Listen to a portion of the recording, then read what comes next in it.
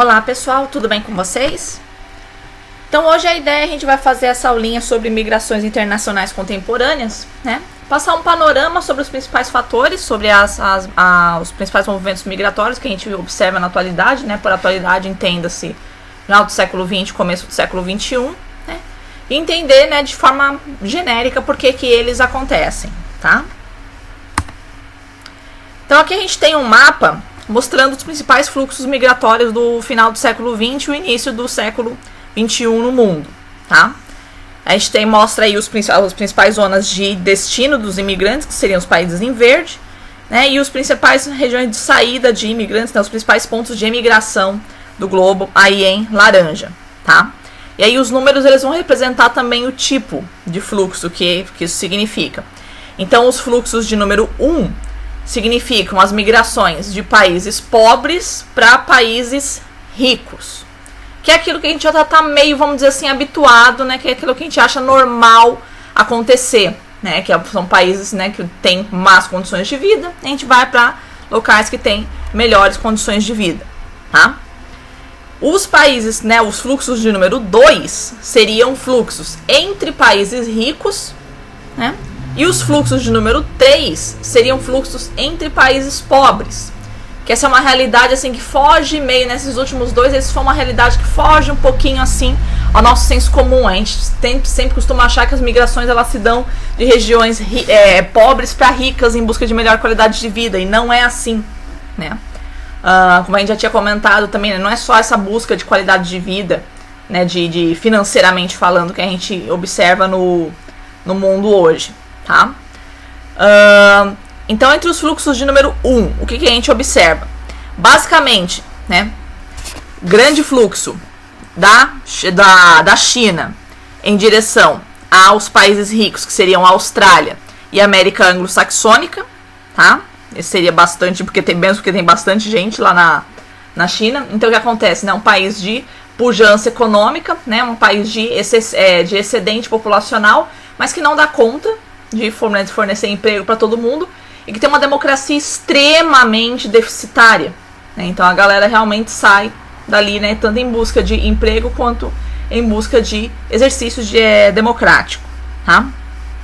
Depois a gente tem também, né, do subcontinente indiano e sudeste asiático, também em direção à América Anglo-Saxônica, né, aí representada basicamente pelos Estados Unidos, que é o principal destino de imigrantes do mundo. E o Canadá, né, por conta da sua baixíssima população, eles realmente estão favorecendo bastante a imigração. A gente já tinha comentado isso em alguns momentos nas aulas, tá? Do Sudeste Asiático em direção ao Golfo Pérsico também, galera trabalhando nas petrolíferas e na construção dos prédios, né, que eles fazem bastante também por lá, né? Da África do Norte em direção à Europa, que são esses fluxos que a gente está vendo na televisão bastante, né? A galera tentando atravessar o Mediterrâneo aí naqueles barquinhos precários, né? Porque em função da qualidade de vida péssima que a gente tem ali na África do Norte, né? O continente africano, de maneira geral, vai ser bastante desprivilegiado em matéria de democracia e em matéria de desenvolvimento, né? Então, realmente, essa galera tenta sair por ali. Como a maior parte deles foi colonizada por países europeus, e a descolonização é recente, né? Então, vamos dizer assim, é mais fácil você conseguir cidadania, eventualmente você é descendente, né? Ou então você vai na cara dura mesmo, tá? Que é o que acontece com a maioria da galera, tá? Outros fluxos interessantes também, né? Dos países aí do sul da África em direção não, minto, esse daí é fluxo 3, depois eu comento. Enfim, continuar aqui com os fluxos de número 1, né? Do Brasil em direção aos Estados Unidos, também é um fluxo importante. Então, os Estados Unidos são o principal fluxo, é o principal destino dos migrantes brasileiros, tá? Acho que é isso, né? De fluxo 1, acho que era isso que a gente tinha pra comentar. Aí os fluxos de número 2, né? Fluxo de número 2 aí só tem da Europa em direção aos Estados Unidos, tá? Que poderia significar os países um pouco menos desenvolvidos da Europa, né, basicamente ali na Europa Mediterrânea, em direção aos Estados Unidos, tá? Em direção a uma pujança maior da economia norte-americana, tá?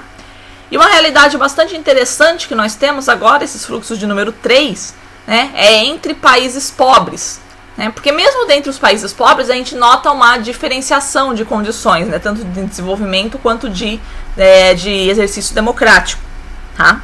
Então o que nós vemos aqui, por exemplo, pega aqui na América do Sul, né, bastante gente, né, da Bolívia em direção ao Brasil e Argentina, né, a Bolívia aí como o país mais pobre da América do Sul, indo em direção àqueles países que não são tão pobres assim, que é o caso do Brasil e da Argentina, e precisam de mão de obra mais barata e menos qualificada, tá?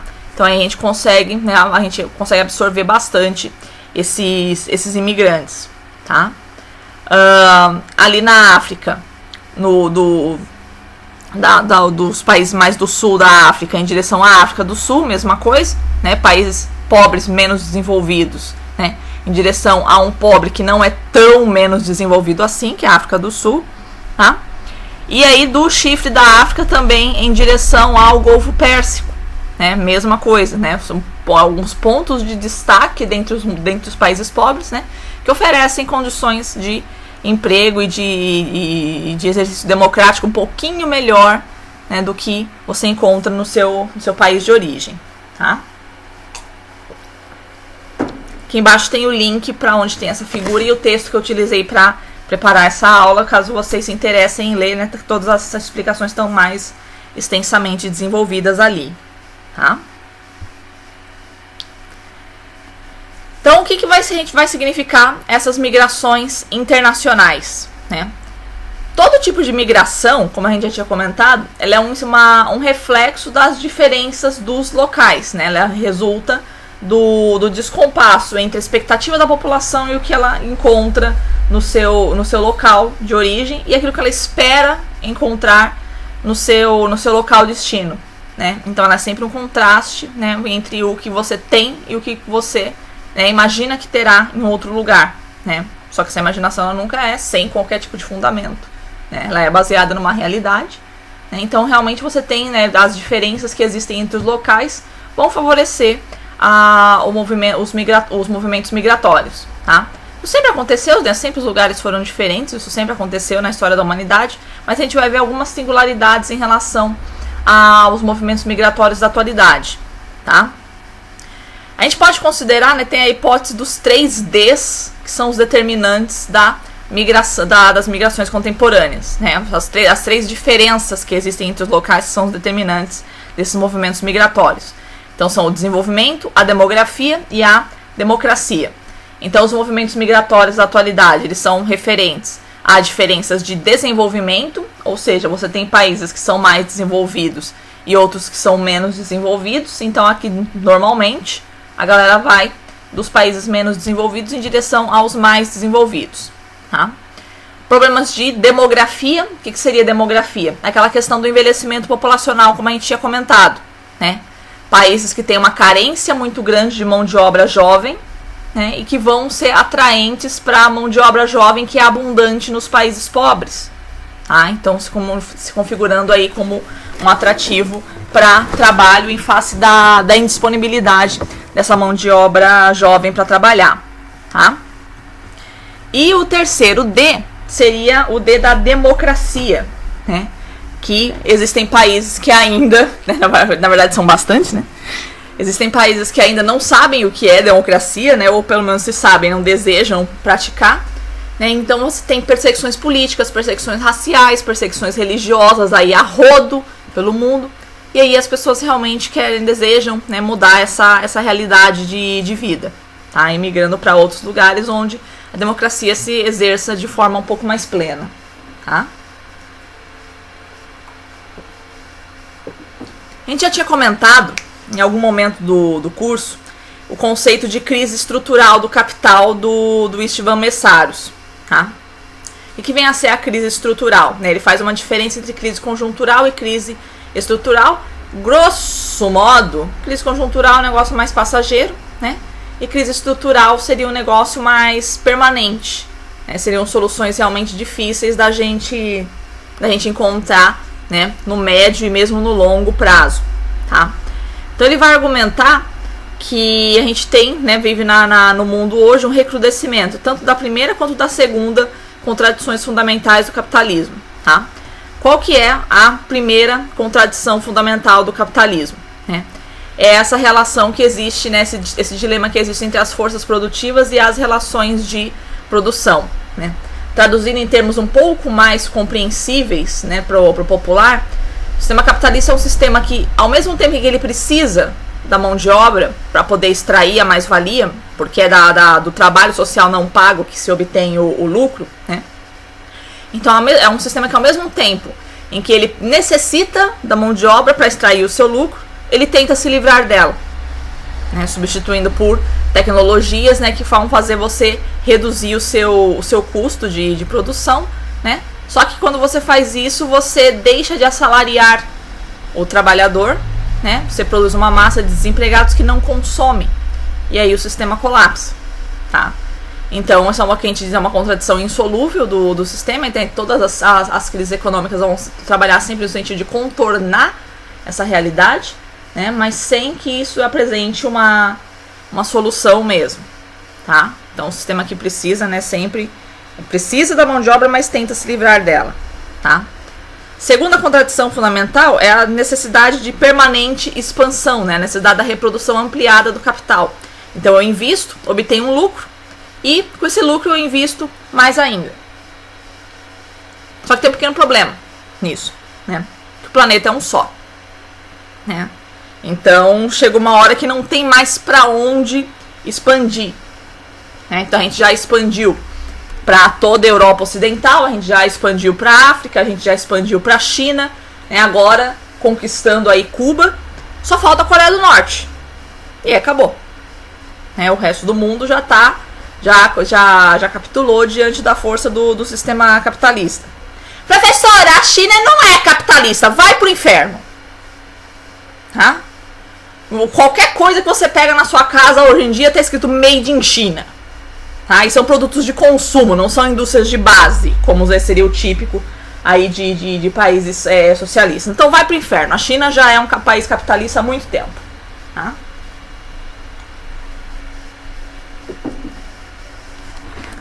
Perfeito? Então até aqui, né, é isso que o Messaros vai chamar de crise estrutural, né? É o momento em que, quando você tem a expansão do sistema capitalista para o mundo todo, os problemas que ele gera em função dessas duas contradições insolúveis, né, são globais, são do mundo todo.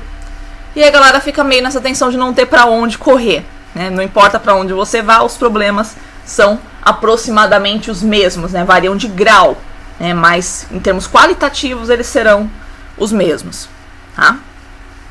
E também, né, em menor grau, que a gente tem, né, a crise da ressurreição do liberalismo, que a gente chama de neoliberalismo, né, que é um crescimento econômico, é a ocorrência de um crescimento econômico pós-década de 90, né, crescimento econômico sem aumento do emprego, né. Então a gente tem, né, um investimento excessivo em tecnologias que substituem o emprego humano, né, a mão de obra humana, tá? Que permite, né, que você, né, aumente o seu capital sem gerar emprego e, portanto, sem gerar consumo, tá? Investimento na bolsa de valores também, né? Você tem lucros imediatos sem produzir absolutamente nada, né? Então isso permite com que a gente tenha lucro, né? Com que vários investidores tenham lucro sem ter que gerar empregos direta ou mesmo indiretamente, tá? Com isso você gera aí globalmente uma massa louca, empobrecida, né? Que vai tentar a todo custo, né, sair dessa vida, tá? Em termos de história, pegar um pouquinho o caso do Brasil, né, a gente tem que os fluxos migratórios foram bastante intensos nas duas guerras mundiais, né? Elas vão provocar algumas mudanças de legislação na migração, tá? Então, no caso brasileiro, o que nós temos, né? O governo Getúlio Vargas ele vai fazer algumas mudanças importantes na legislação de migração. Então, a Constituição de 34, por exemplo, ela estabelecia as cotas, né, de imigrantes. Vocês devem se lembrar isso das aulas de geografia ou de história na escola, né? Que a partir daquela data só podia entrar 2% do que tinha entrado, né, de cada etnia nos 50 anos anteriores. né, que é uma maneira de supostamente proteger o emprego do brasileiro, né, já que os estrangeiros eles entravam ainda bastante no Brasil, tá? E tem também o Decreto-Lei 7967 de 1945, que vai mostrar, né, qual é o tipo de imigração que se deseja no Brasil. Então vamos observar aqui o texto desse decreto de 1945. Artigo 1º. Todo estrangeiro poderá entrar no Brasil desde que satisfaça as condições estabelecidas por essa lei. Parece razoável, né? Todo mundo pode entrar desde que estabeleça, né, cumpra as leis do país. Interessante. Então vamos lá. Artigo 2º. Atender-se-á na admissão dos imigrantes a necessidade de preservar e desenvolver, na composição étnica da população, as características mais convenientes da sua ascendência europeia, assim como a defesa do trabalhador nacional. Então o que a gente observa aqui, né? Todo estrangeiro pode entrar no Brasil desde que ele seja europeu. Na prática é isso que nós estamos vendo, né? Então realmente é um decreto que privilegia abertamente a imigração europeia, né? E dá essa justificativa, né? Para manter a composição étnica da população. Cara, composição étnica da população no Brasil, cara, todo mundo é vira-lata aqui, mano. Então, de onde que tirou que a gente realmente precisaria, né, manter a nossa composição étnica aqui? Enfim. Caso de xenofobia e xenofobia seletiva, né? Querendo, só aceitamos um determinado tipo de estrangeiro no Brasil. E aí o artigo 3º, aparece essa droguinha aqui de novo. O artigo 3º, a corrente migratória espontânea de cada país não ultrapassará anualmente a cota de 2% sobre o número dos respectivos nacionais que entraram no Brasil desde 1º de janeiro de 1884 até 31 de dezembro de 1933. O órgão competente poderá elevar a 3.000 pessoas a cota de uma nacionalidade e promover o aproveitamento dos saldos anteriores. Então, aquela lei de cotas que a gente já tinha comentado, né, que só poderia entrar, né, aí por ano, 2% dos que tinham entrado nos 50 anos anteriores. Tá? Esse decreto-lei, ele é revogado na década de 80, comecinho da década de 80, tá?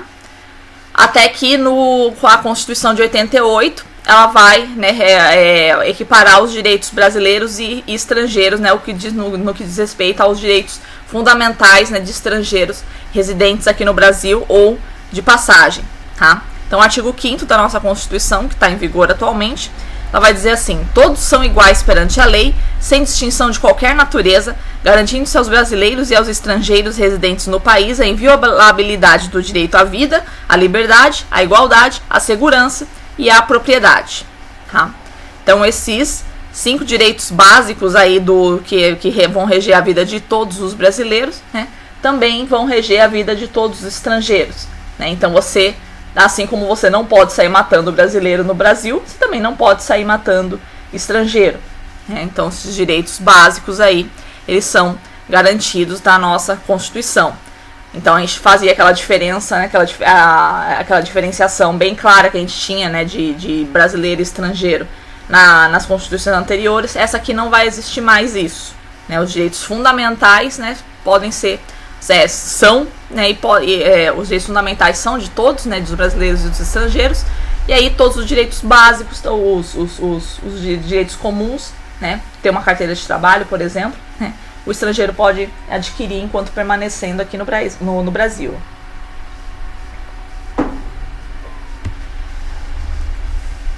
Alguns fatores determinantes, né, dos movimentos migratórios em nível global na atualidade. Então, as transformações ocasionadas pela economia globalizada, aquilo que a gente tinha comentado agora há pouco, né, que no momento em que o sistema capitalista ele se torna global, os problemas gerados por ele, né, também são globais. Então, eles vão atingir todas as pessoas do mundo, vão ser de alguma forma atingidas por esse recrudescimento dessa contradição, tá? A mudança demográfica em curso nos países de primeira industrialização, grosso modo países ricos, né, que atravessando o envelhecimento populacional, vão demandar mão de obra jovem, que não vai existir ali, então vai ser necessário contratar mão de obra do imigrante, né? Aumento das desigualdades entre os países do norte e os países do sul, tá? Então, empobrecimento generalizado, né, seria isso que a gente vai, né, gerar como fator de migração. A existência de barreiras protecionistas, né, então dificuldades no comércio, né, entre os países vão gerar, né, também empobrecimento em alguns deles, né, com isso também gerando o direito de migrar, né, e também a restrição à migração de pessoas, né, qualquer tipo de legislação que restrinja a migração, né, parece que estimula mais, né. A proliferação dos conflitos e das guerras, isso a gente vê na televisão todos os dias, né, que é a questão de todos os conflitos ali no Oriente Médio, especificamente na Síria, tá, fazer, né, aquela carnificina toda, que a galera realmente sai louca, querendo sair fora de lá, tá. O terrorismo e as práticas neoimperialistas, né, então a população local sendo alvo de práticas terroristas também, e o terrorismo globalizado, tá, que vai fazer, né, gerar, né, vai estar relacionado aí com a geração de xenofobia, né, que vai gerar problemas também na chegada desses imigrantes, tá? Questões étnico-religiosas, né, então o desrespeito à liberdade religiosa e o desrespeito à condição étnica das populações, tá? Então essas perseguições aí gerando... Peraí, deixa eu ver uma coisa aqui, pessoal.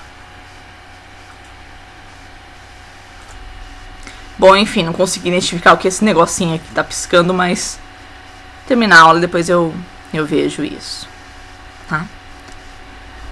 Urbanização acelerada, né? Então, no momento em que o modo de vida urbano se impõe de forma extremamente brutal, extremamente rápida, violenta sobre o modo de vida rural, essas populações rurais também vão sair em direção à cidade, né? E esse movimento não é simplesmente local, ele é global também. O que a gente vê, né, populações saídas do campo de um país para ir para a cidade de outro, né? Então realmente uma mudança de vida muito mais radical, né, do que ela estivesse enfrentando no seu local de origem, tá?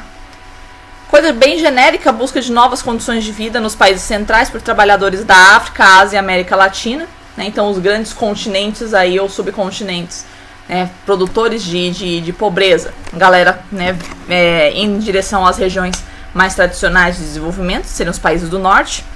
O narcotráfico, a violência e o crime organizado, né, que são grandes indústrias no globo que também angariam bastante mão de obra, né? Então, na medida em que você não consegue emprego, né, por vias legais, né, a galera tenta, né, ingressar no mercado de trabalho, vamos dizer assim, por essas economias ilegais, tá? Os movimentos vinculados às safras agrícolas, aos grandes projetos de construção civil e aos serviços em geral, né? Que isso não é só, né, só local, isso também é global, né? Então você tem, né, momentos de grandes safras em algumas localidades que vêm populações, né, de outros países trabalhar. A gente vê bastante isso entre os paraguaios aqui no Brasil, por exemplo, tá? Projetos de construção civil, então aqueles prédios que estão construindo no Oriente Médio, no Sudeste Asiático, né? E aos serviços em geral, também os grandes eventos, né, também fazem com que você tenha migração não só local, mas também internacional. E as catástrofes naturais e situações ambientais. Então, terremotos, vulcanismo, subida do nível dos mares em virtude do aquecimento global, bafo caso, né? Qualquer tipo de usinas nucleares que explodem, né? Então a gente vai ter esses movimentos de galera saindo fora dessas catástrofes ambientais, tá? Então, alguns fatores, né? Continuando essa questão dos fatores, agora em termos mais políticos, mais específicos, mostrando condições, né, alguns dados mostrando as condições do mundo. Então, o que a gente tem no final do século XX, né? A gente vai ver isso um pouquinho. Na última aula de clima eu tangencio esse ponto, mas a gente já adiantando aqui um pouquinho, né? Então, o final do século XX é uma época em que a gente, né, observa no mundo um clima de extrema desilusão e extrema desconfiança. Em quê? Em tudo. Todas as instituições em que a gente sempre depositou a nossa confiança, né, a gente não confia mais, simplesmente, né? Então a gente tem um mundo em que a gente não acredita mais no sistema capitalista, né? A gente já percebeu que ele não consegue realizar suas promessas de liberdade, igualdade e fraternidade, né? Só que o socialismo também não, né? Então, no momento em que a gente tinha a esperança de que o sistema socialista, no momento em que ele se tornasse global, ou se ele se expandisse, né, ele ia realmente conseguir resolver as contradições sociais, não conseguiu, né? Então a gente não acredita mais no capitalismo e também não acredita mais no socialismo. Professora, eu acredito. Daqui a 10 anos a gente conversa, tá? A proliferação de ditaduras aí pelo mundo, tá? Então parece que a gente está vendo um revival aí de sistemas ditatoriais sendo impostos, né? Como ditaduras, governos ditatoriais estavam muito na moda na década de 60 e 70, né? E agora parece que está voltando, aí, espalhados pelo mundo, né? As questões ambientais, de maneira geral, como a gente já tinha comentado, que no momento que você tem essa pressão tão grande sobre os recursos, você vai ver uma degradação muito grande. Então, locais onde você não tem água, locais de ocorrência de desertificação, né, vão ser grandes produtores de fluxos migratórios, né? E empobrecimento de maneira geral, como a gente já tinha falado, né, a expansão do sistema capitalista pelo globo, né?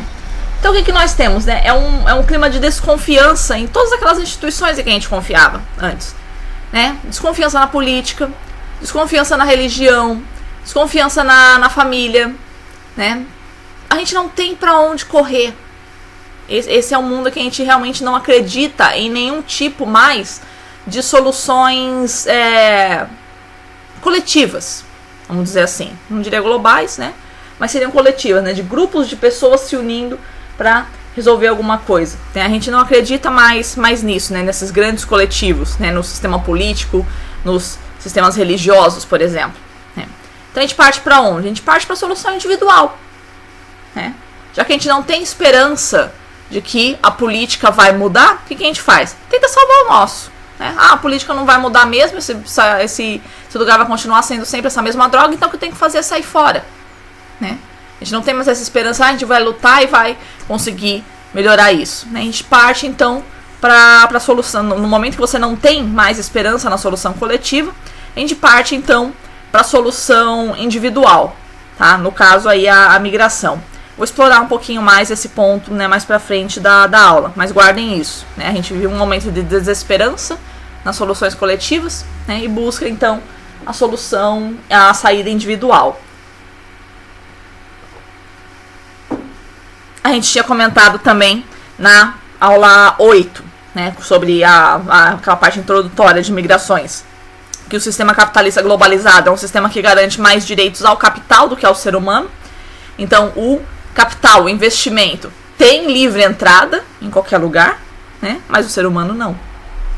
Né? Então, investimento, indústria, dinheiro, né, tem fluxos instantâneos, pode entrar à vontade, né? O ser humano não pode entrar à vontade, né? Porque desejável é você receber só dinheiro, né? Ser humano não é desejável a galera receber, né? Então, esse é um sistema que então vai garantir aí mais direitos à circulação, né? O capital pode circular livremente, mas as pessoas não. Isso é bem curioso, né? Os atentados de 11 de setembro, eles vão favorecer também, né, o recrudescimento da xenofobia, principalmente em direção aos povos árabes, né? Povos do Oriente Médio de maneira geral, que nem todo mundo é árabe, né? Mas todo mundo tem aquela cara de árabe assim, né? Vai sofrer, né? Várias manifestações xenofóbicas aí pelo mundo todo, tá? E vai se encarar também, né? Todo mundo que tá saindo de lá é terrorista. Todo mundo tá saindo de lá, tá vindo só para produzir atentados na Europa e nos Estados Unidos. Né? Então, o que a gente está vendo agora na Síria, né? Né? Tentativas de barrar a imigração síria em direção à Europa, sob a alegação de que eles são terroristas, que eles estão ligados a células terroristas, né? E vão trazer esses atentados para a Europa, né? Ameaçando a democracia europeia, aquele papo todo. Tá? Um dado aí mostrando a pobreza aí do mundo, né, que 18 milhões de pessoas sofrem de fome crônica no mundo, né? Fome crônica, pessoal, é um negócio que você não tem absolutamente nada para comer, tá? Existe uma diferença entre fome e subnutrição, vocês já sabem disso. Subnutrição é a falta, né, de algum tipo de nutriente ou de algum tipo de alimento, mas que de alguma forma você continua de pé, né? Fome é não ter absolutamente nada. para comer, nem hoje, nem amanhã, nem depois, nem depois, nem depois, tá? E uma pessoa morre de fome a cada 4 segundos no globo, né? Então, o que a gente observa realmente, né, um dado para a gente ter uma noção, né, das condições de vida que a gente tem aí espalhadas pelo mundo, tá? Acho que a gente já comentado em algum momento na aula, né, que mais da metade da população global nunca usou, né, um telefone, né, não sabe o que é isso. Então a gente realmente não consegue, a gente tá no Brasil aqui, a gente não tem noção, né, do quanto a gente é privilegiado, cara. A gente não, sei lá, a gente não, tem muita gente por aí que realmente não tem nada.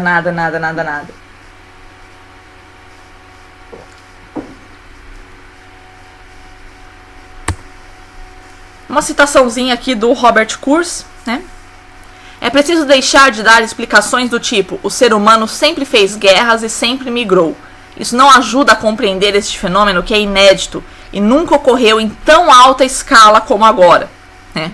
A gente já tinha comentado, né, em aulas anteriores, né, que os fluxos migratórios em termos populacionais, em termos de total de população, né, são os maiores da atualidade, ou são os maiores da história da humanidade, né? Tudo bem, né, nunca a humanidade teve tanta gente como tem no planeta, né? Mas também em termos percentuais, né, de você ver o mundo inteiro migrando nessa verdadeira diáspora de várias partes do mundo para várias partes do mundo, isso também é inédito na história da humanidade, né? E causado por quê? Justamente aquilo que tinha comentado, né? A expansão do sistema capitalista em termos globais, né? A globalização dos seus problemas, a globalização das suas contradições, né? A migração não é nada novo na história da modernização, mas sim há um erro na avaliação ao dizer que as pessoas migram livremente em busca de melhores condições. É um processo coativo. Aquilo que a gente tinha comentado, né? Até que ponto uma migração ela pode ser considerada espontânea ou forçada, né? Aquela distinção que a gente tinha visto entre migrações forçadas ou espontâneas. Até que ponto, né, uma migração pode ser chamada de espontânea, né? Aquilo que a gente tinha comentado de que se você sai do seu local, né, porque realmente ele não te oferece mais nenhum tipo de esperança, né? O seu local é o seu local, ali que você nasceu, ali que você criou, ali que você tem os seus amigos, ali que você tem as suas raízes, ali que você tem as suas referências, né?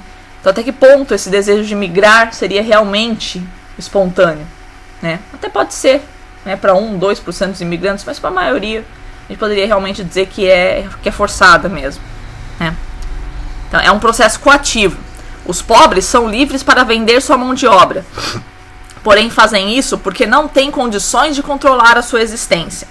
A transformação da sociedade capitalista numa situação mundial produziu uma sociedade de exclusão, né? Voltando sempre ao mesmo ponto, né? No momento em que o sistema capitalista se globaliza, ele expande para o mundo todo as suas contradições. O ser humano participa de um sistema no qual vende abstratamente a sua mão de obra e integra uma engrenagem montada para produzir acumulação infinita de capital. Então todos nós de alguma forma estamos imbricados nessa engrenagem de produzir para um sistema global, nunca para nós próprios, tá?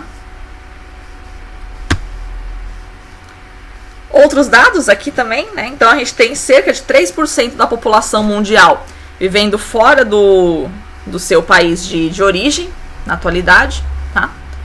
De todos esses migrantes, né, que saem fora, né, 20% estão nos Estados Unidos. Então, às vezes é fácil, né, a gente falar, né? Eu vejo a galera tanto reclamando aqui de Florianópolis, né, porque a gente tá recebendo muito migrante, porque vai tirar o nosso emprego, esse mimimi que a galera adora fazer por aqui, né? Vai lá pros Estados Unidos pra você ver isso, cara. 20% das migrações globais, né, se dirigem pra lá, né? Então realmente é uma coisa que a gente tem que pensar o que fazer, né? Nem encarar com tamanha naturalidade, porque isso não é natural, né? E nem também esperar, né, que isso não vá se resolver, nem tentar, né, conter esse fluxo, né? Nem achar que ele é natural, nem tentar conter, né? Saber como lidar com ele. Aquilo que a gente tinha comentado um pouquinho também nas aulas, né? 2 fatos que qualquer tipo de cultura tem que saber, né, se ela quiser se preservar, se ela quiser se manter. O primeiro fato é de que a vida muda, né, as coisas mudam, o mundo muda, né, nada nesse mundo é estático. né? E consequentemente as culturas também não são estáticas, né? E segunda coisa é que cada cultura certamente vai entrar em contato com outras culturas, né? As culturas não ficam, né, sempre nos seus locais. A migração é um fato da humanidade, ela existe, os fatores podem até ser diferentes, né, mas as pessoas migram, né? Então, como lidar com isso, né, com essas duas realidades? Não há como conter essas duas realidades, a mutabilidade do tempo, né, e o contato com outras culturas, né? Não há como mudar isso, né? Então, não dá pra gente lutar contra essas realidades. O que a gente pode fazer é saber como lidar com elas, né, como nos adaptar a elas, tá? Outros países, né, que também, né, recebem bastante migrantes, né? Rússia, Alemanha, Ucrânia, França e Índia, tá? Rússia, de repente a galera, né, do leste europeu. Alemanha também é o principal polo de migração do leste europeu, né? Ucrânia também, né, representando um polozinho importante ali do leste europeu.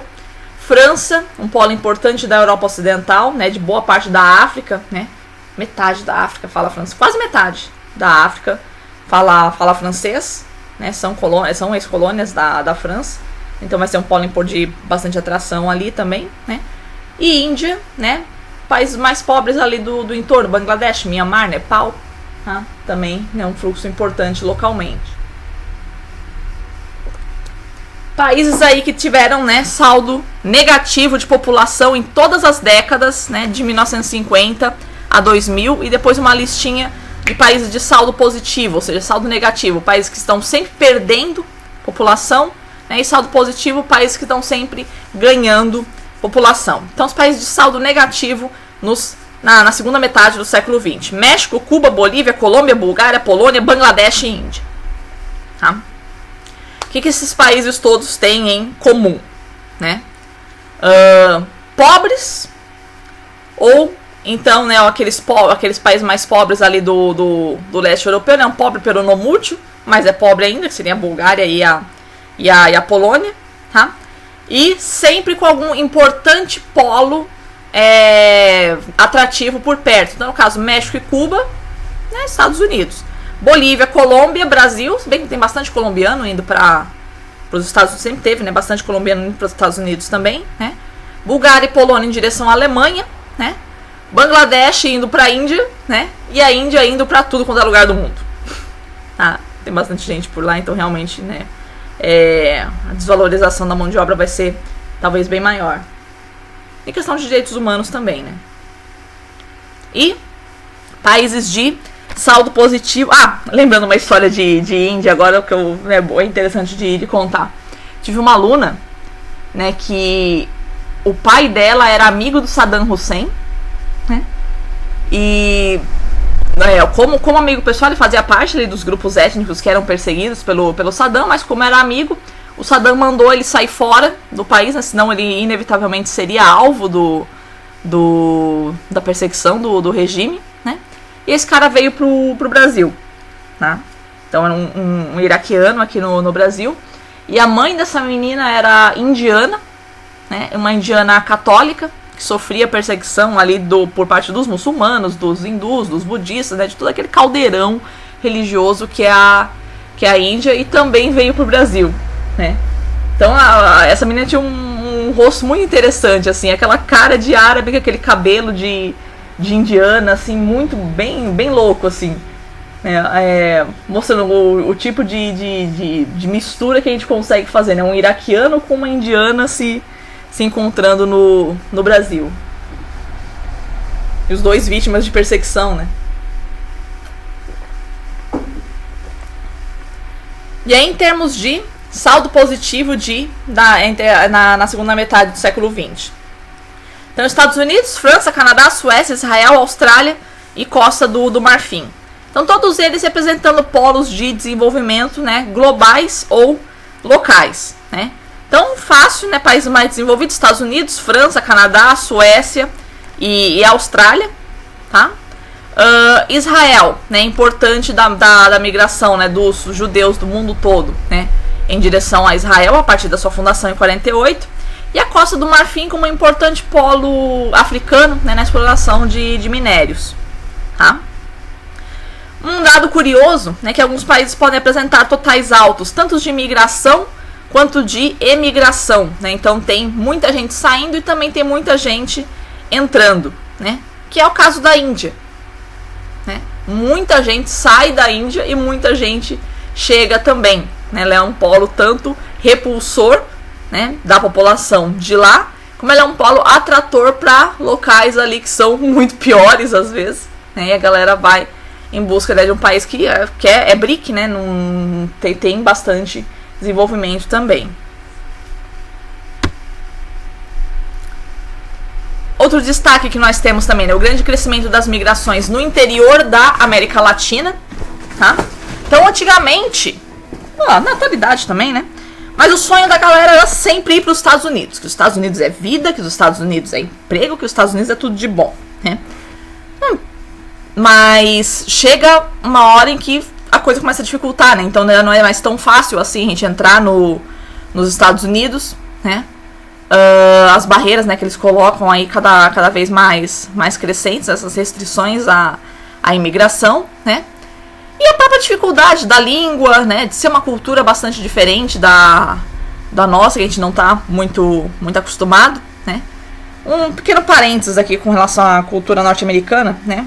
Às vezes a galera fala muito, porque o norte-americano só pensa em dinheiro, né? Porque o moleque, ele, desde pequenininho, ele vai ajudar a velhinha a atravessar a rua, a carregar as compras, né? Já esperando dinheiro, né? E ele monta a barraquinha de limonada na frente de casa, né?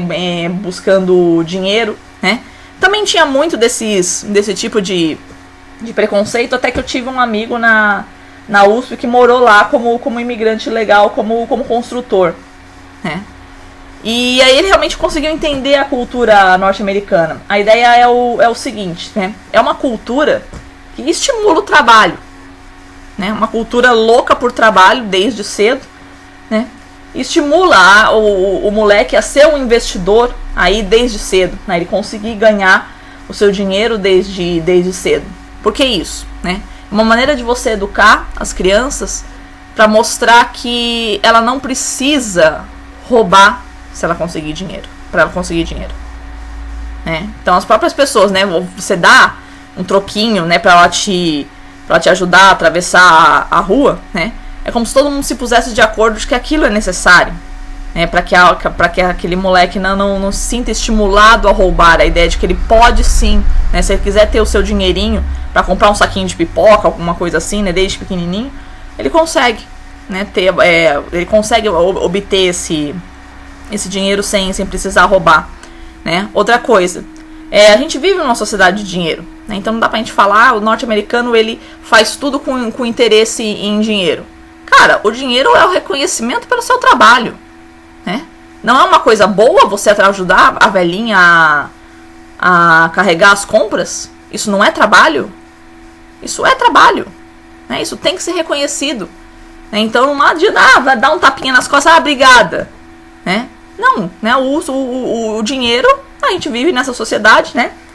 Se tapinha nas costas fosse moeda, né? Se com tapinha nas costas eu conseguisse comprar alguma coisa, ok, né? A gente agradecia as coisas, né? Com tapinha nas costas, mas não. A gente vive numa sociedade que é baseada no dinheiro, em que as coisas são obtidas através de dinheiro, né? Então o dinheiro é a maneira de você reconhecer, né? De você dar às pessoas o justo reconhecimento pelo seu trabalho, né? Então o moleque, na hora em que ele ajuda a velhinha a carregar as compras, ele recebe esse agradecimento na forma de dinheiro, né? Não sei o que a galera acha, acha isso ruim, ou melhor, entendo, né? Depois dessa conversa que eu tive com ele, eu realmente, né, consegui mudar um pouquinho essa mentalidade, né? Então não adianta a gente cair demonizando o dinheiro e tal. Cara, a gente vive numa sociedade, né, baseada em dinheiro, né? As pessoas querem dinheiro, essa é a maneira com que elas são, né, reconhecidas pelo seu trabalho, né? Então, né, se a gente tivesse um pouquinho mais desse tipo de hábito no Brasil, né, não sei se daria pra gente pensar, né, que talvez a criminalidade seria melhor no Brasil, não sei, né?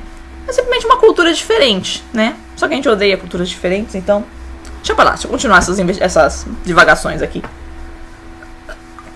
Mas enfim, né, o que eu tava falando, das migrações, né, no interior da América Latina, que são países eventualmente que você tem um pouquinho mais de afinidade cultural, né, maior facilidade de migração. Então, para um boliviano que vai para a Argentina, de repente, trabalhar, talvez seja muito mais fácil do que ir trabalhar nos Estados Unidos. Primeiro que a língua é a mesma, né? E a tolerância, talvez, né? Talvez seria mais ou menos a mesma, né? Gente que não é tão diferente de você assim, talvez, né, a gente, né, supostamente encontraria, né, mais facilidades de condições de vida, né? E tipo, né, a estrutura cultural dos países também sendo a mesma, é um pouco menos difícil de você se acostumar, né?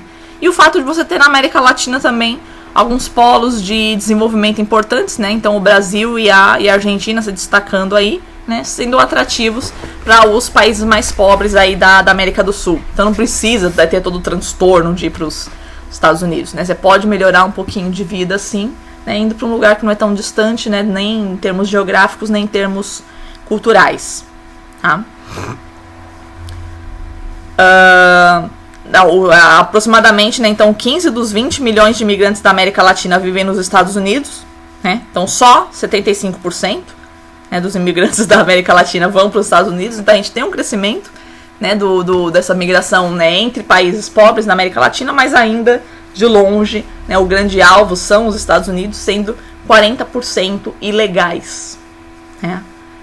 Então aquela que a gente já tinha comentado, né, no momento que você não consegue entrar legalmente, você entra ilegalmente, tá?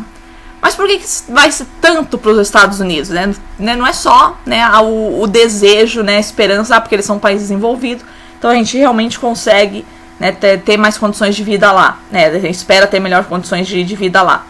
Realmente é muito fácil, né, você conseguir emprego nos Estados Unidos. Eu tinha um professor de inglês que ele era búlgaro, mas morou muitos anos lá nos Estados Unidos. Ele diz o seguinte: bicho, tu atravessou a fronteira, primeiro posto de gasolina que você encontrar, né, você pede um emprego, né, vai lavar banheiro, vai lavar prato, vai ser caixa, vai ser frentista, não interessa, os caras dão.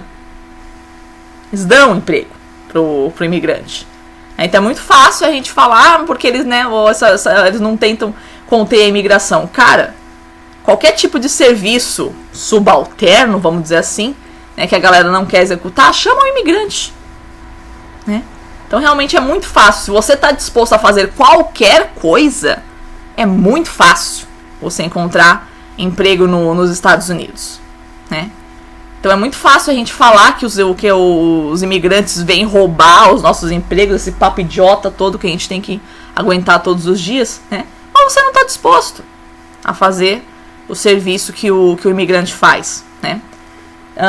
Tinha um guri que trabalhava aqui no boteco que a gente ia lá na filosofia, um boteco que a gente ia antes, haitiano, né? Enfim, né?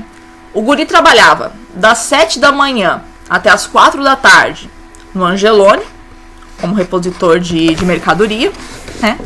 Depois das 6 da tarde até as 2 da manhã no boteco. Então olha que interessante, né?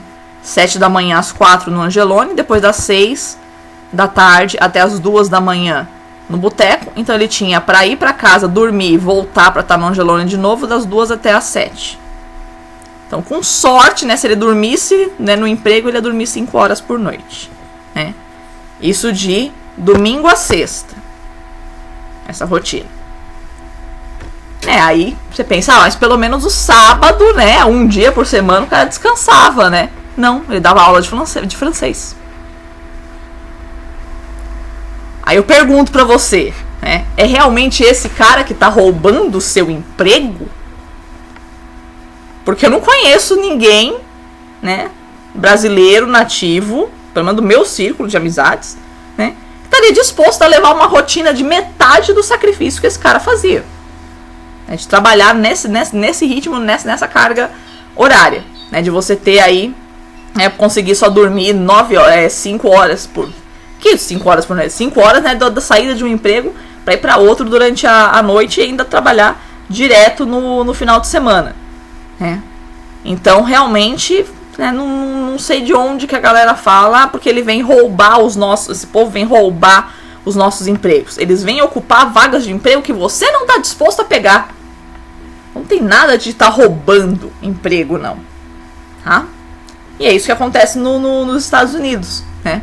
Esse povo não vem para roubar emprego de ninguém, né? Eles vão para pegar emprego que ninguém está disposto a pegar, tá?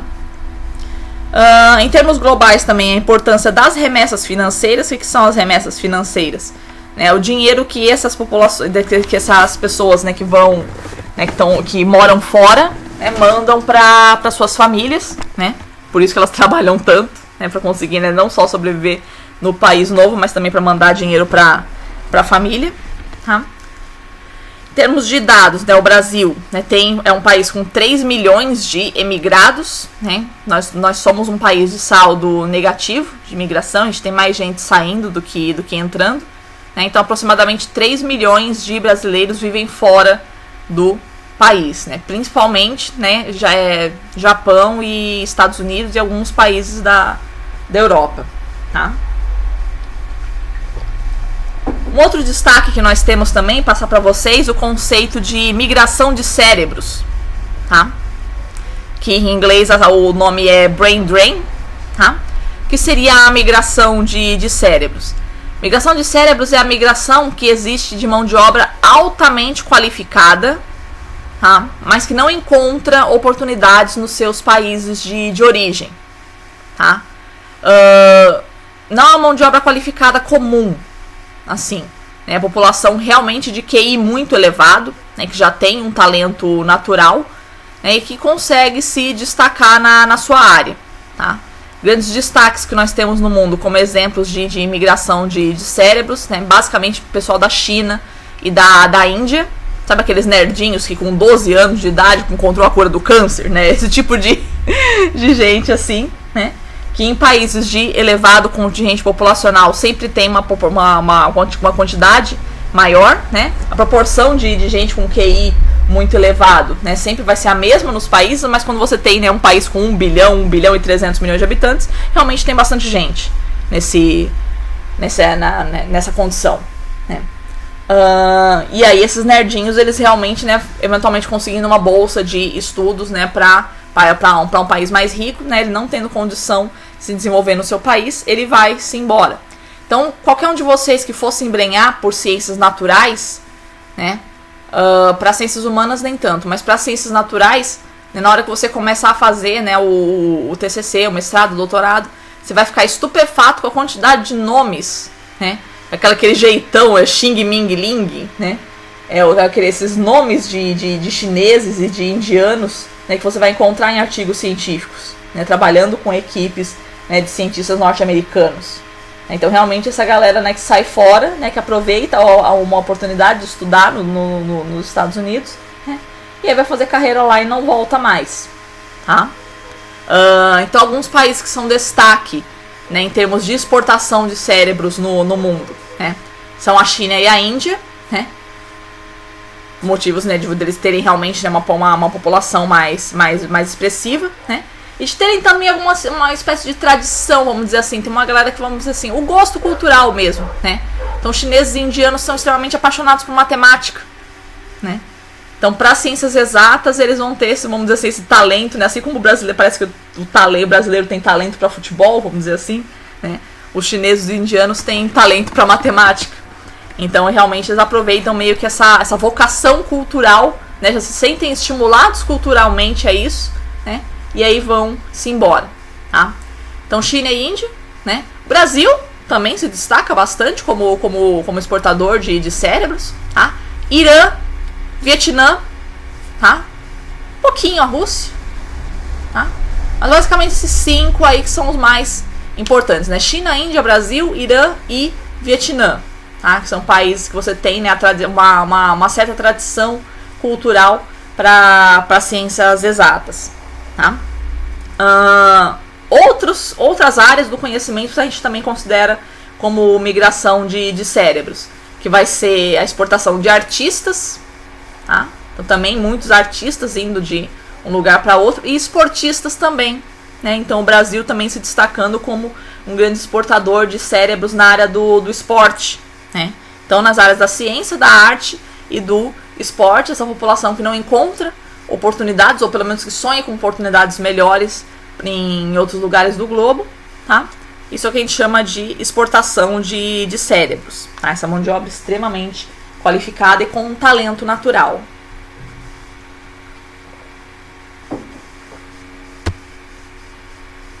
Vai, meu filho.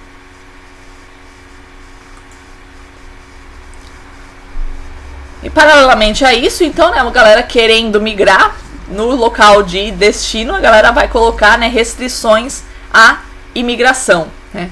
Então esse medo, essa paranoia louca de uma invasão migratória, porque vai vir um monte dessas hordas de hunos aqui desestruturando a minha sociedade, né? Então a gente tem que conter todo esse povo aí que tá chegando, tá? Quais seriam os medos, né, reais ou imaginários que a população tem ao receber essa invasão migratória, né? O risco de desemprego da população local, né? Então supostamente o imigrante, né, trabalhando ali pegaria empregos da população local. A suposta perda da identidade nacional, porque você vai ver gente falando outro idioma, né? Você vai ver gente com outros hábitos alimentares, com outros hábitos religiosos que não se integram com o seu. A gente não gosta de ver gente diferente, né? A gente só gosta de olhar no espelho, nós somos narciso, né? A gente gosta de ver no espelho e só reconhecer a nós próprios, né? A gente não gosta de ficar convivendo com gente diferente, então qualquer pessoa que esteja diferente perto de nós é uma ameaça à nossa cultura, né? E o medo do terrorismo, né? Então toda essa galera aí que supostamente tem ligação com células terroristas, né, a gente vai, né, ter algum tipo de restrição, tá? Uma tática que a gente já conhece, né, de colocar o imigrante como um bode expiatório dos problemas nacionais, né? Então se está tendo desemprego é culpa do imigrante, se está tendo terrorismo é culpa do imigrante, né? Se está tendo uma perda cultural é culpa do imigrante, né? Como se todos esses problemas não tivessem uma causa estrutural local, né? Aquilo que a gente já tinha comentado também quando eu falei, né, quando a gente estava falando na introdução à imigração, né, eu acho muito fácil a galera daqui falar que o haitiano, que o paulista, que o gaúcho acaba com a cultura manezinha, mas contei pra vocês, né, que o dia que eu fui levar a minha mãe pra ir num restaurante, né, no pleno domingo, e tava fechado. Então como assim? É o paulista, as duas paulistas querendo desfrutar da cultura manezinha, e a cultura manezinha não se oferece para nós, né? Então até que ponto, né? A gente adora culpar o imigrante por todas as desgraças que nos oferece, que se nos apresentam, né?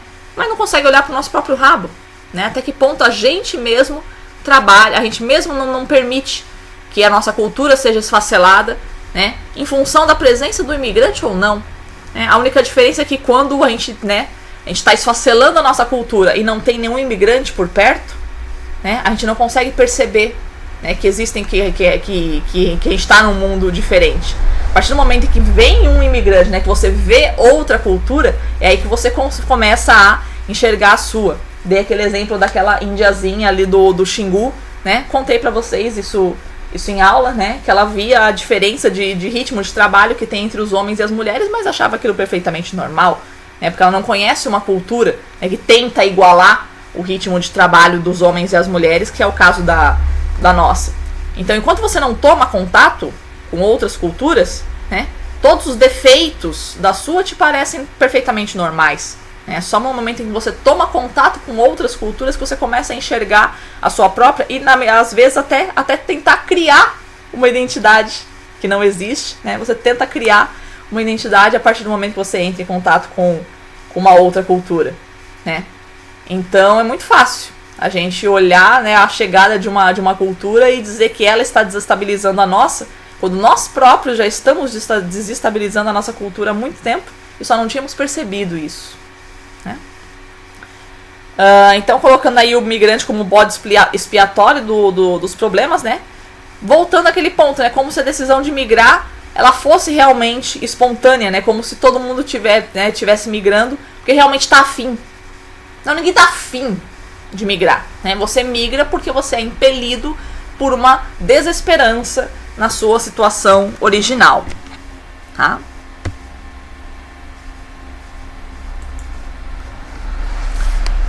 A migração clandestina ou irregular, tá? Quais seriam os fatores produtores dela? Vamos ver essa citação aí. As rígidas leis da imigração, estabelecidas por muitos países receptores, serviram, ao contrário, de fato, para estimular a migração irregular. Quando é difícil atravessar uma fronteira legalmente, e existe uma necessidade impelente de fazê-lo, tentam, de fato, a migração não autorizada. Velha prática que a gente já conhece, né? Não dá para fazer por meios legais, a gente vai fazer por meios ilegais, né? A galera pensa que, né, restringindo a imigração, né, você vai melhorar as condições dessa população que está migrando. Não. Você não migra, né? Voltamos ao mesmo ponto. Você não migra porque o outro lugar é bom, e sim porque o seu lugar é ruim. Então não adianta você tentar conter a imigração, né, mudando as condições no lugar receptor, né?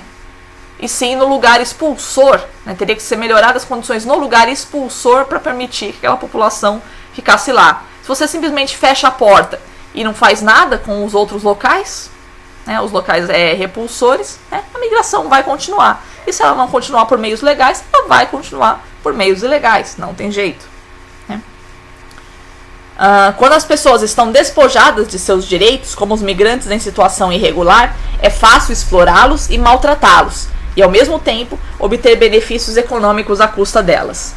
Né? Então, uma população fragilizada, né, que você adora explorar, que você adora maltratar, mas que ele, vamos dizer assim, é um mal necessário, né, porque ele vai fazer os serviços que você não quer fazer, né, então você despreza, né, taca pedra na geni, né, você despreza essas pessoas, mas você reconhece a utilidade delas, né, um sentimento bastante ambíguo que nós temos, né, você despreza as pessoas no momento em que elas querem se integrar à sua cultura, né, mas no momento que você precisa delas, você corre atrás. Troféu joinha. Né, a sujeição aí é extorsão, abusos e exploração, então vão sujeitar a contratos de trabalho precários, né, vão sujeitar a qualquer tipo de condição de vida horrível. Um belo dia eu tava fazendo comprinhas ali no Brás, né, achei uma saia, falei, vou experimentar, tem provador? Tem, né, botou numa salinha ali no fundo. Você sabe o que é um provador de loja, né? Um negócio que tem uma cortininha e tal, tem um espelho e tal. Não, aquilo não era um provador. Aquilo era uma salinha de uns 3 metros quadrados. Tinha um sofá, um prato, um garfo, uma faca, uma pasta de dente e uma escova de dente e um sabonete, né? E um lençol. Desculpa, isso não é um provador de loja. Isso daí é o alojamento do boliviano, né? Então isso é muito comum por lá, né? Realmente você tem a loja na frente, né? E o alojamento do boliviano ali nos fundos da loja. Como era de dia, ele estava trabalhando, né? Mas aí depois de noite fica ali naquele cubículo ali de 3 metros quadrados. Tá? Então esse é o tipo de condição a que a gente se submete quando a gente é imigrante ilegal, né? Então, aquilo que a gente já tinha comentado agora há pouco, né, que os imigrantes eles servem para preencher esses vazios no mercado de trabalho, essas vagas que você não quer ocupar, mas não serve para se integrar à sociedade. Então, eu quero você unicamente enquanto máquina, né, enquanto ferramenta de trabalho, né, na hora que o ser humano se converte em ferramenta de trabalho, né, mas não enxergo em você um rosto, não enxergo em você o ser humano. Você me interessa unicamente como ferramenta de trabalho, não quero saber de amizade contigo, tá? E aquilo que a gente tinha comentado também, né, o imigrante como um mal necessário, né, ele abarca, ele contempla as vagas de trabalho que a população local não quer contemplar, né. Teve uma banca de TCC que eu participei sobre haitianos, né, e aí a menina foi lá entrevistando os haitianos e tal, e aí uma frase que me chamou bastante atenção, né, que um haitiano falando que o Brasil era maravilhoso, paraná, né. E terminou a entrevista dizendo, aqui só não trabalha quem não quer. Curioso, né? Um país com 10 milhões e sei lá quantos mil de desempregados. E você vê uma pessoa dizendo, né? Aqui só não trabalha quem não quer. Então todo esse povo não quer trabalhar, né? Essa é a visão que o haitiano tem. Ele está disposto a pegar qualquer vaga mesmo. Qualquer vaga mesmo, né? Então para ele realmente, né, vai ficar essa visão, né? De que só não trabalha quem não quer, né? Porque serviço tem, né? Se a gente quer fazer ou não é outra história.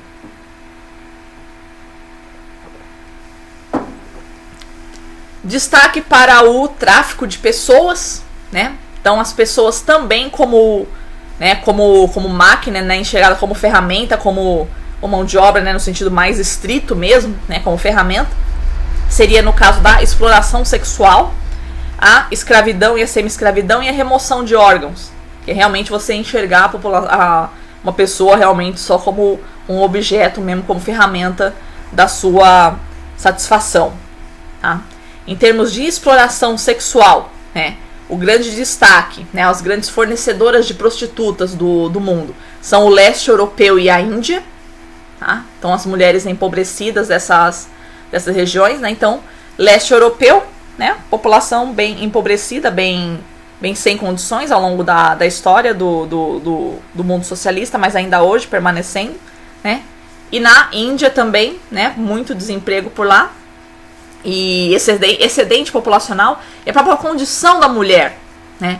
A própria sujeição dela, aquela crença de que realmente, aquela crença que já existe na cultura de que ela é um ser inferior, né? Então só isso já facilita para elas serem aliciadas, né? Elas entendem que elas não vão, né, alcançar grande coisa na vida mesmo, né? E aí aceita se submeter à exploração sexual.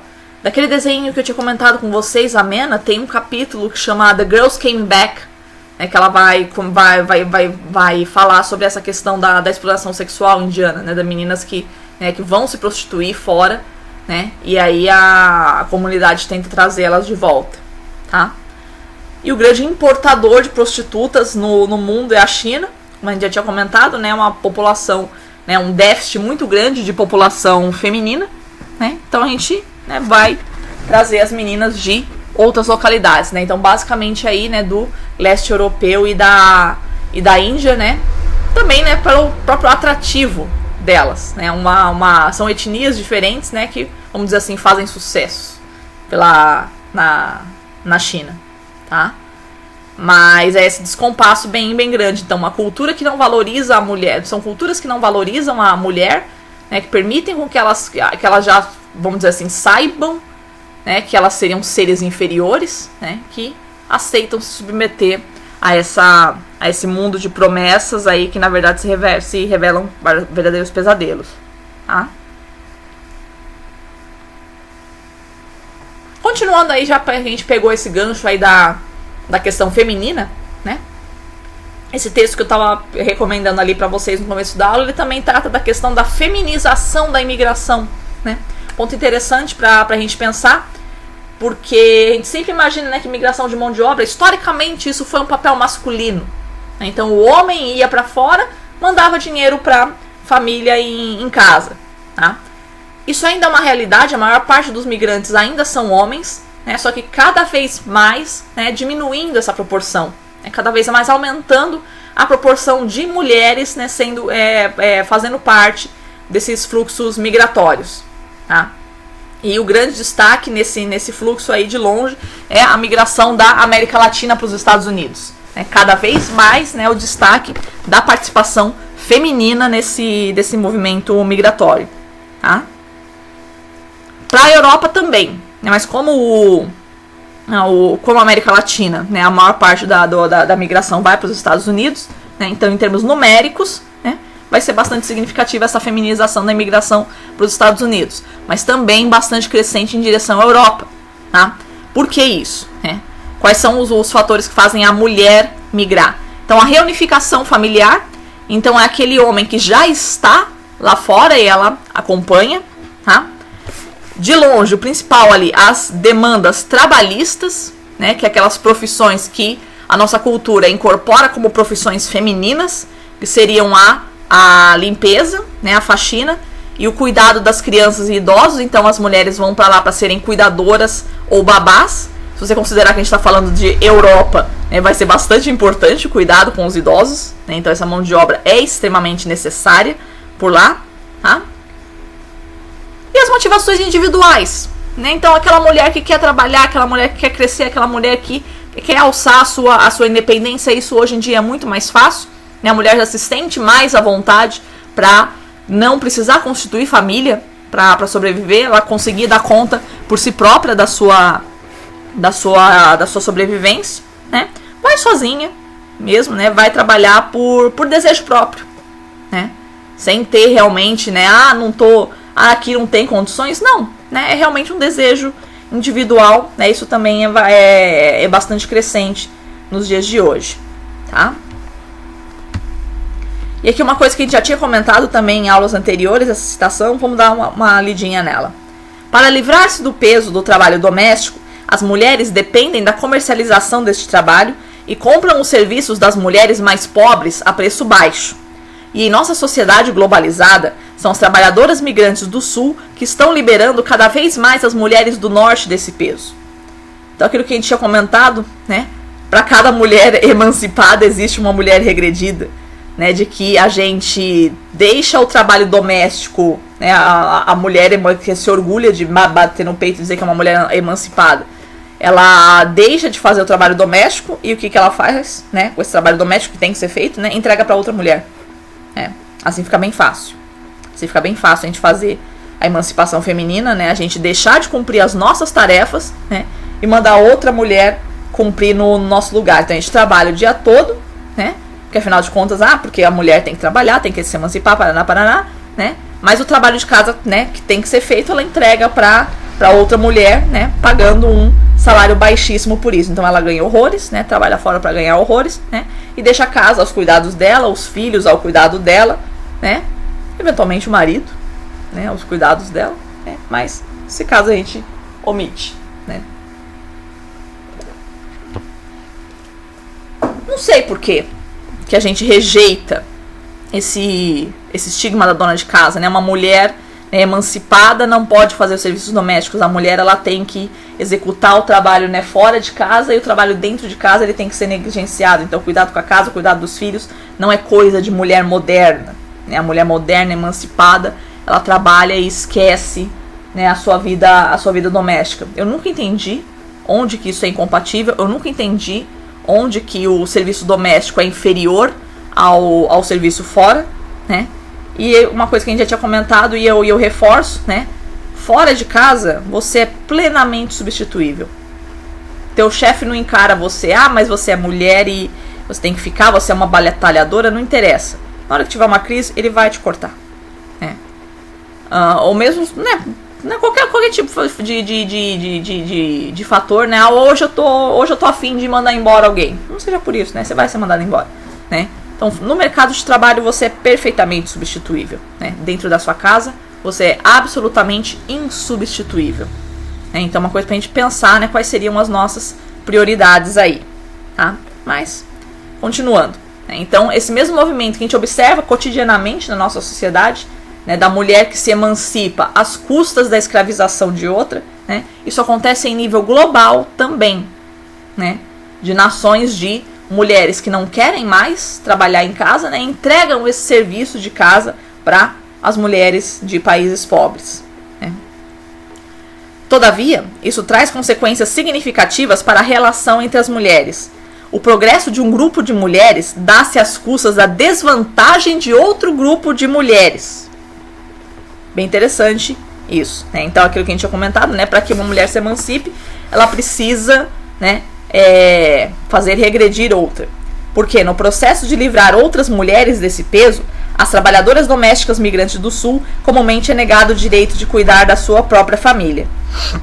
Então, existindo essa demanda de trabalho, essa mulher, né, vai largar a sua própria família no seu país, né, para ir cuidar dos idosos e das crianças de um outro lugar, né. Professora, você é contra a mulher trabalhar. Vai pro inferno. Eu sou contra a mulher negligenciar as suas tarefas, né? Negligenciar a família e negligenciar a casa, como eu também sou contra o homem negligenciar a família e negligenciar a casa, né? Em favor do trabalho externo. Eu acho que a nossa família e a nossa casa, tanto para homem quanto para mulher, tem que ser sim a nossa prioridade. Desculpa se você não gosta da sua família, se você não gosta da sua casa, se o seu objetivo é simplesmente trabalhar e ganhar dinheiro. Tá? Não é essa a minha visão. Tá? A minha visão é de que a família, a casa, né, os seus amigos, né, o seu círculo de convivência, eles são muito mais importantes do que qualquer desenvolvimento profissional, tá? E reforçando, né, o desenvolvimento profissional, né, na profissão você é substituível, na sua família, na sua casa, nos seus amigos, você é absolutamente insubstituível, né? Então acho que tanta coisa, né, que a gente observa, né, tantos problemas que a gente vê hoje, né, que poderiam ser solucionados se a gente tivesse essa compreensão simples, né? Pegando um ganchinho, né, aquele trechinho, o filme do Diabo Veste Prada, que tem um momento ali que aquele outro estilista lá, o auxiliar lá da Miranda, ele tá falando pra Andy que você vai destruindo a sua vida pessoal, né, e com isso você vai subindo na carreira. Aí ele fala lá, preste atenção no momento em que a sua vida pessoal estiver completamente destruída. Significa que você foi promovida, né? Então a gente destrói a nossa vida pessoal, né, em função da vida profissional, né? Então olha, quando vai em qualquer igreja aí, você vai ver os lamentos que as pessoas têm, cara.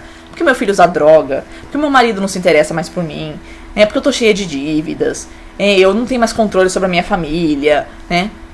Pode reparar, os nossos problemas pessoais, eles são problemas familiares, né?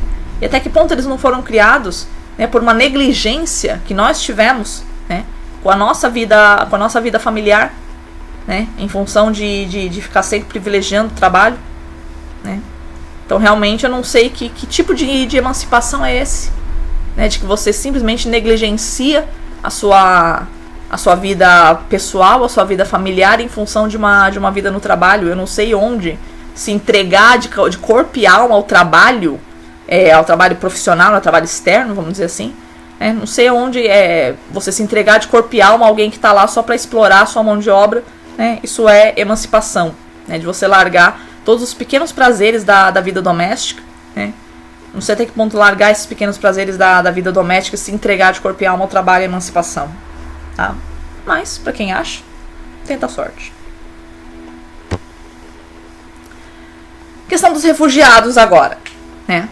A gente já tinha, né, definido, né, o que é um refugiado, né, pela Convenção de Genebra, né, um imigrante com fundados temores de perseguição política, religiosa ou de desastres naturais. A gente tem também uma legislação nova falando sobre a questão dos refugiados ambientais também, né, já que a Convenção de Genebra, né, originalmente ela não contempla, né, o refugiado ambiental como um refugiado, né.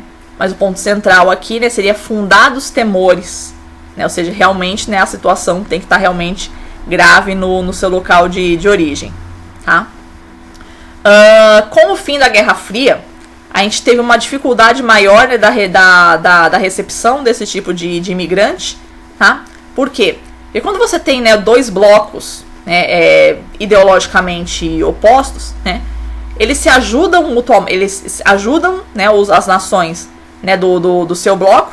Então, tá acontecendo uma revolução socialista no meu país capitalista, né? E aí o grande polo capitalista vai lá, desce o cacete, acaba com a revolução socialista, né, ajudando essa população, né, evitando que exista esse refugiado. Ou o contrário, né? O país socialista, tá tendo uma revolução capitalista, vai lá, desce o cacete nos caras, e aí, né, não vai ter esse risco do refugiado. Então, essa solidariedade que existia entre, se é que se pode chamar de solidariedade, enfim, essa solidariedade que existia entre os países, né, por razões ideológicas, né, ela não existe mais, né? No momento que você não tem a Guerra Fria correndo, né, não existe mais essa necessidade de solidariedade ideológica entre os países, né? E aí, quem é que vai ajudar, né, esse imigrante, essa população que está em perigo quando ela não serve mais, né, como polo importante de repulsão do sistema político oposto, né? Deixa aí todo mundo se matar.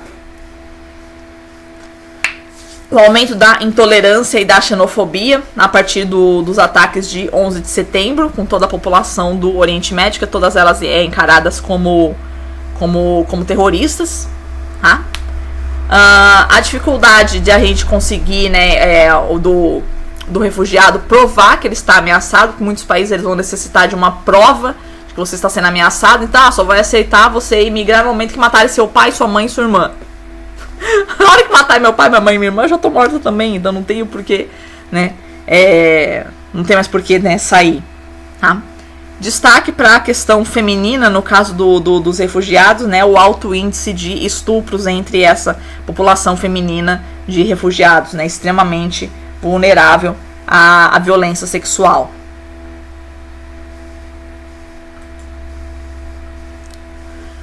A questão da diversificação religiosa do mundo, né, então é um mundo de vários contrastes religiosos, né, então essas culturas elas podem entrar em choque. Tá? 2 choques importantes que nós temos no mundo, e vocês podem encontrar esse vocabulário por aí. Fala-se em islamização da Europa e catolicização dos Estados Unidos. Então, a Europa, composta basicamente de países de religiões cristãs, né, seja católicos, seja protestantes, né, recebendo aí toda a galera da África e do norte da África e do Oriente Médio, que são dominantemente islâmicos, tá? E aí é todos esses medos, né, de você perder essa identidade cristã que tem a Europa em favor desses povos islâmicos que estão chegando, tá? E a catolicização dos Estados Unidos, né, os Estados Unidos como um país predominantemente protestante, recebendo migração de latino-americanos que são predominantemente católicos, tá? Então isso daí, né, esses dois vocábulos aí mostrando nessas supostas desestruturações culturais que aconteceriam sobre as nações, né? Sempre voltando para aquele ponto, né, de que a gente não suporta, né, receber o diferente, tá? As migrações, como a gente já tinha comentado daquela citação do Beato Scalabrini na aula 8, né, podem ser uma possibilidade de diálogo e de enriquecimento cultural, né? A gente só percebe os defeitos da nossa cultura quando a gente quando a gente percebe que ela pode ser diferente, quando a gente, né, conhece culturas diferentes, né? Então a migração ela pode ser sim, né, um processo de enriquecimento cultural, né, de superação dos dilemas da sua própria cultura.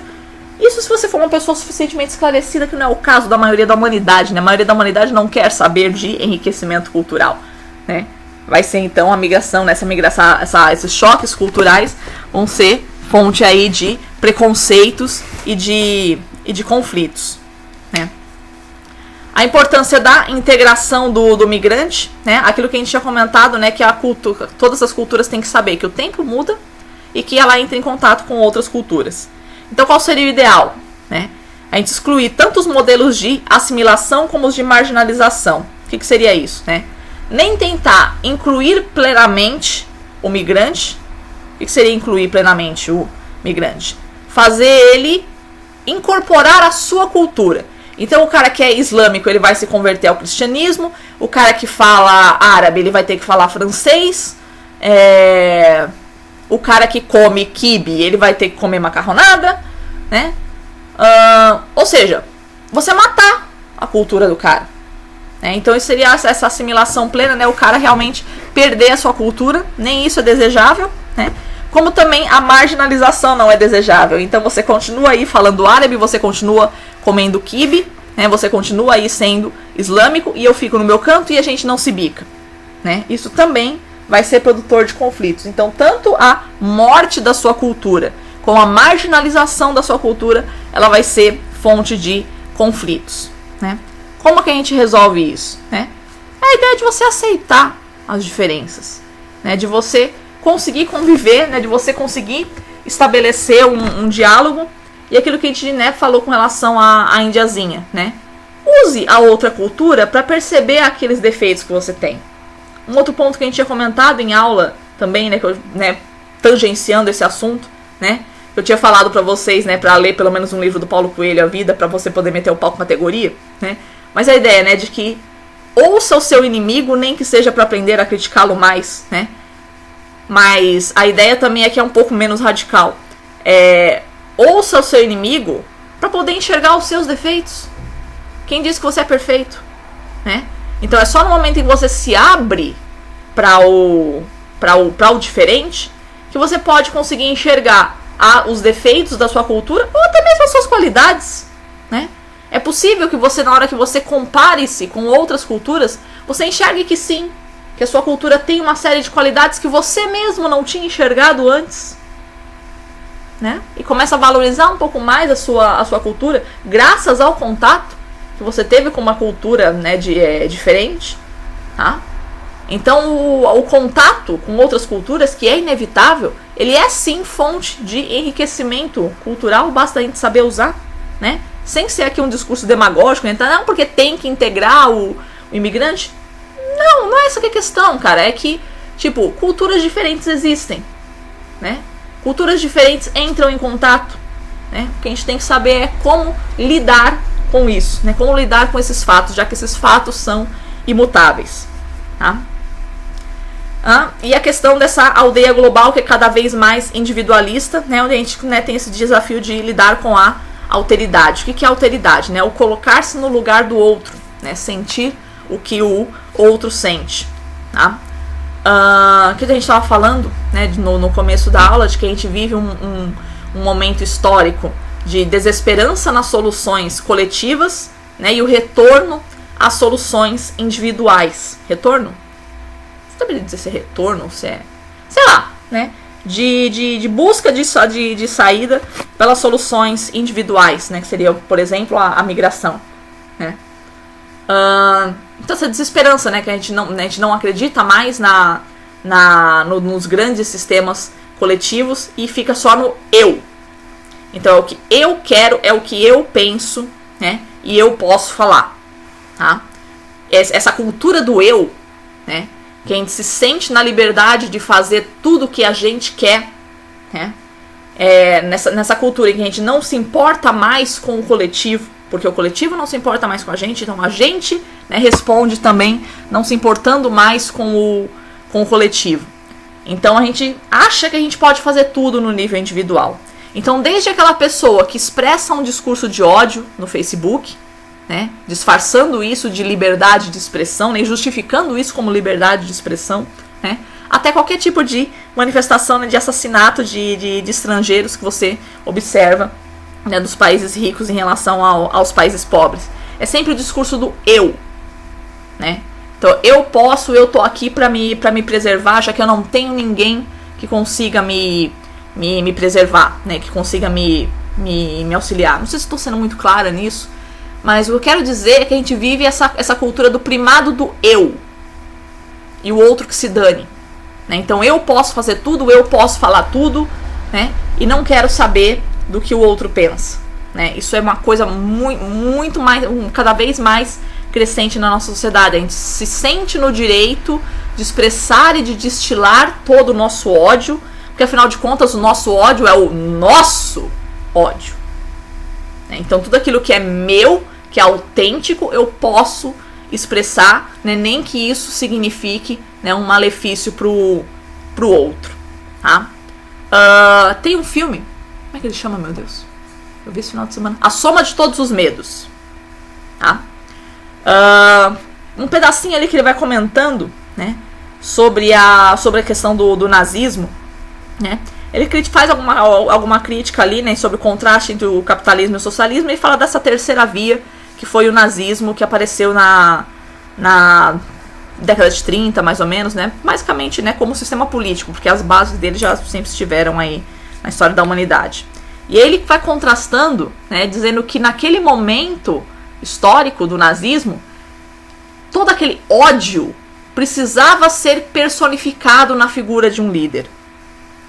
A gente precisava de um líder para conseguir expressar todo o nosso ódio, né? E aí a minha explicação, né? Por que acontece isso, né? Era um momento histórico em que a gente ainda tinha uma espécie de pudor em expressar o ódio, né? Então a gente colocava esse Führer, esse líder, né, mostrando, né, todo o ódio que ele tinha, né, incorporando todo o ódio de uma sociedade, né? É como se a gente tivesse aquele ódio dentro de nós, mas não tivesse coragem de expressar. E aí no momento em que vem o cara que atira a primeira pedra, né, consegue, né, expressar, né, juntar todo esse ódio, todo mundo se junta a ele nesse rebanho. Então nesse momento histórico em que a gente ainda tinha uma espécie de pudor em expressar o nosso ódio, né, era necessária a figura de um líder, né? E aí nessa digressão no filme ele continua dizendo que hoje em dia não é mais necessário a figura desse líder. Hoje o ódio ele está disseminado entre todos. E aí a minha explicação, né? Por que isso? Né? Porque nós nos sentimos hoje mais à vontade para expressar o nosso ódio. Então ninguém precisa se espelhar num líder para poder destilar o nosso ódio. A gente se espelha em nós mesmos, porque nós nos achamos soberanos, nós nos achamos no direito de fazer aquilo que a gente quer, tudo, e conseguimos, né, destilar todo o nosso ódio independentemente do que qualquer outra pessoa pensa. Então a gente perdeu, né, um mundo em que a gente perde o pudor em expressar o ódio, em disseminar o ódio e em praticar o ódio, né? Tudo em nome do eu, né? Tudo em nome da nossa individualidade, tá? Então, eu não gosto de imigrante, então eu posso expressar o meu ódio ao migrante, né? Sob a égide da liberdade de expressão, isso aqui é o pior, né? Utilizar um direito, utilizar uma coisa boa, né? Pra poder expressar o seu ódio, cara, isso é um negócio muito louco, né? Mas é a ideia da gente ficar pensando, né? Que a gente, né, para que se constitua o eu, é necessário que se constitua o outro também. Eu só consigo me constituir como eu, né, enxergar a minha individualidade na medida em que eu enxergo o meu contraste com o outro. Dá para entender mais ou menos essa ideia? Né, de que para eu saber o que é um vegetal, eu preciso saber o que é um animal, para poder contrastar os dois, né? Para eu saber o que é o vermelho, eu tenho que saber o que é o azul, né? Para eu saber o que é uma enxada, eu preciso saber para saber o que é uma televisão, eu preciso saber o que é uma enxada, sei lá, né? Divagando aqui a ideia, né? Mas é mais ou menos essa ideia de que para eu poder constituir o eu preciso constituir o outro. E na medida em que a gente, né, perde os nossos referenciais coletivos, que antes nós nos identificávamos como ideais coletivos, né, como pertencentes a uma ideologia política, como pertencentes a uma ideologia religiosa, né, nós tínhamos esses referenciais coletivos. No momento em que a gente perde esses referenciais coletivos, a gente tenta construir um eu. Só que um eu desreferenciado, né, um eu que não significa nada. O que é você? Você é de tal religião? Não. Você é de tal sistema político? Não, né? Então você vai inventando, né? Movimentos, né, bestas, religiões bestas, né? Discussões bestas, né? Bandeiras bestas que você vai levantando. Tudo no sentido de quê? De você constituir um eu que está completamente esfacelado, né?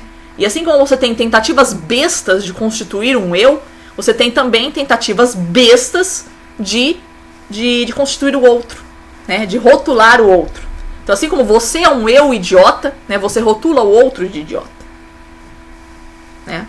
A gente tinha comentado isso, alguma coisa, né, na aula de Auschwitz, né? O preconceito, ele diz muito mais sobre o preconceituoso do que sobre o preconceituado, né?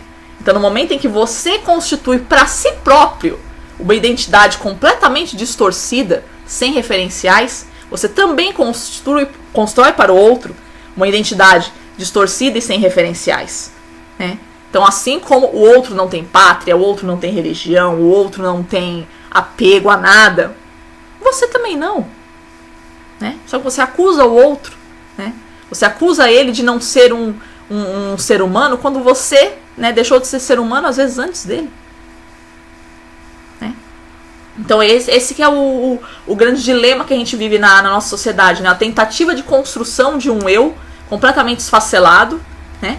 E justamente na medida em que esse eu está completamente esfacelado, sem qualquer tipo de referencial, você se agarra na primeira esperança que aparece. Se essa primeira esperança que aparece significar, né, esfacelar o outro, ok, pra você tá tudo bem, é só liberdade de expressão, não é discurso de ódio, né? Então esse que é o mundo que a gente vive, né? O primado do eu, né? E o outro que se dane, né? Essa vai ser a razão, né, de todo o ódio que a gente tem aí espalhado pelo mundo, né? Sendo imigrante, só um estudo de caso, né? De muito ódio que a gente tem, né? Na maior parte das vezes até no nosso cotidiano, né? Nem precisaria, né? A gente usa o imigrante para expressar, né? Porque a gente ainda tem um pinguinho de pudor, né? De não expressar o ódio que nós temos, né? Com o nosso entorno imediato, né? O imigrante não me conhece mesmo, né? E daí eu posso falar o que eu quiser dele, né? Beleza, né? Até que ponto o imigrante, né? Você não destila o ódio que você tem, né, do mundo sobre o imigrante, né? Quando a sua vontade não é destilar o seu ódio sobre as pessoas mais próximas do seu círculo, tá? O ser humano não é bonzinho não, pessoal. O ser humano é uma desgraça. Enfim. Mais uma citação aí. As migrações podem contribuir positivamente para o futuro da humanidade e para o desenvolvimento econômico e social dos países. O fenômeno das migrações internacionais aponta para a necessidade de repensar-se o mundo, não com base na competitividade econômica e o fechamento das fronteiras, mas sim na cidadania universal, na solidariedade e nas ações humanitárias. De repensar, repensar nossa conduta com o imigrante é repensar nossa conduta com nós próprios, de nós próprios para nós próprios e de nós próprios para o nosso círculo mais imediato. Os países devem adotar políticas que contemplem e integrem o contributo positivo do migrante, vendo assim as migrações como um ganho e não como um problema. O migrante ele vai te permitir observar as potencialidades e os defeitos da sua cultura, por que não? As migrações são berços de inovações e transformações. Elas podem gerar solidariedade ou discriminação, encontros ou choques, acolhida ou exclusão, diálogo ou fundamentalismo. Quem vai escolher qual desses lados vai seguir vão ser nós, É dever da comunidade internacional e de cada ser humano fazer com que o novo trazido pelos migrantes seja fonte de enriquecimento recíproco na construção de uma cultura de paz e justiça. É esse o caminho para promover e alcançar a cidadania universal. As migrações são um fato, o outro é um fato, tudo que a gente tem que saber é como lidar com ele. O outro não vai deixar de existir só porque você não gosta dele.